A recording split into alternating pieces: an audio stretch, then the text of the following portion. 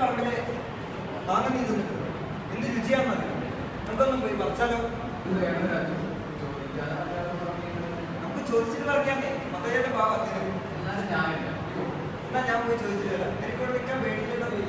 കുറെ കാലം കുട്ടിയുടെ അപ്പനോടെ എന്നാ ശരി.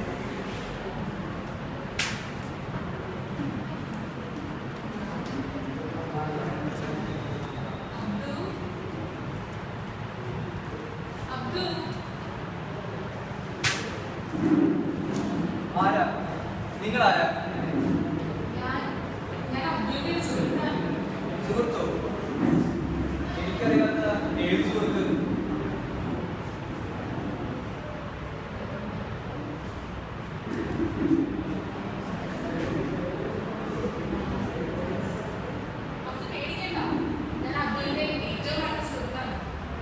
പക്ഷെ എനിക്ക് നിങ്ങളെ കാണാൻ കഴിയുന്നില്ല.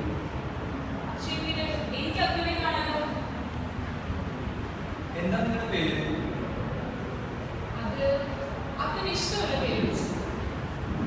എന്നാ ഞാൻ നിങ്ങളെ പാത്തു എന്ന് വിളിച്ചോട്ടെ.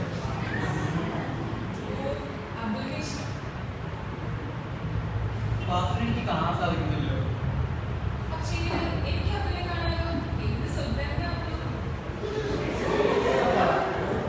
ഞാൻ ഇരിക്കുന്ന വയറിന്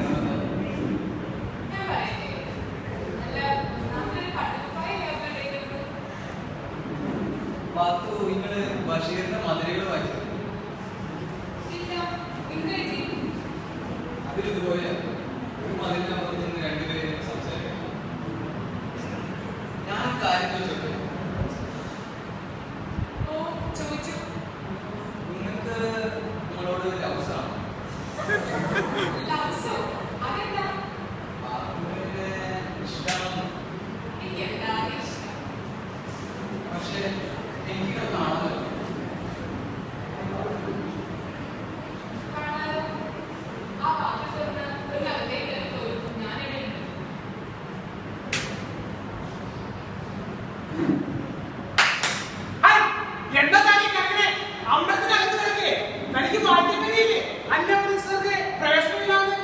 അല്ലോ, നമ്മൾ മനപ്പോഴും കരുതില്ല.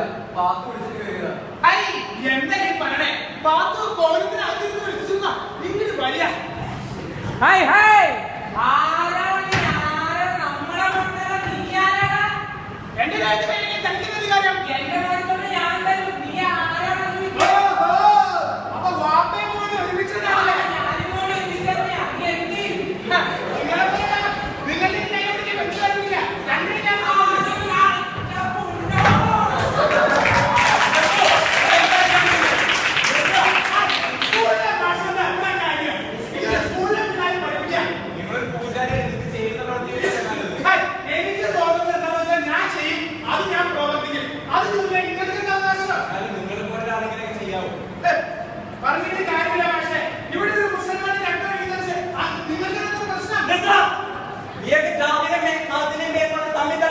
അവിടെ വീഴുന്ന രക്തം ഏത് ജാതിപ്പെട്ടവരാണെന്ന് മാത്രമേ ഇതിലേക്ക് ചിന്തിക്കുന്നുള്ളൂ. മറിച്ച് അവിടെ വീഴുന്ന മനുഷ്യന്റെ രക്തമാണെന്ന് ഇതിലേക്ക് ചിന്തിക്കുന്നില്ല.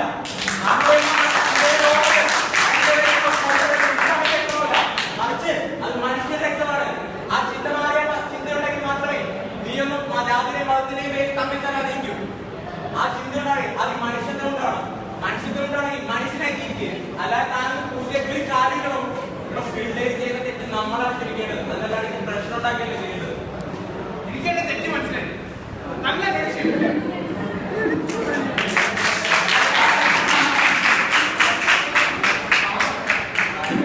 നിങ്ങളൊരു പ്രശ്നമാക്കി മാറ്റരുത്. അതെന്റെ ഒരു അപേക്ഷയാണ്. ഈ പിള്ളേരുടെ ജാതിയെ മതത്തിന്റെ പേരുകൾ മറിച്ച് സ്നേഹത്തിലെ സംഘത്തിലെ അമൃത മാഷ എന്നോട് ക്ഷമിക്കണം.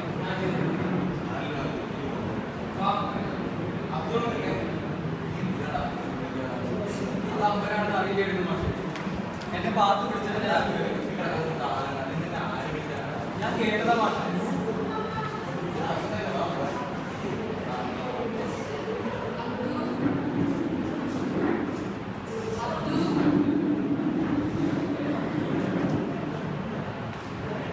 ഈ ശബ്ദം എല്ലാവർക്കും കേൾക്കാൻ പറ്റുന്നതല്ല.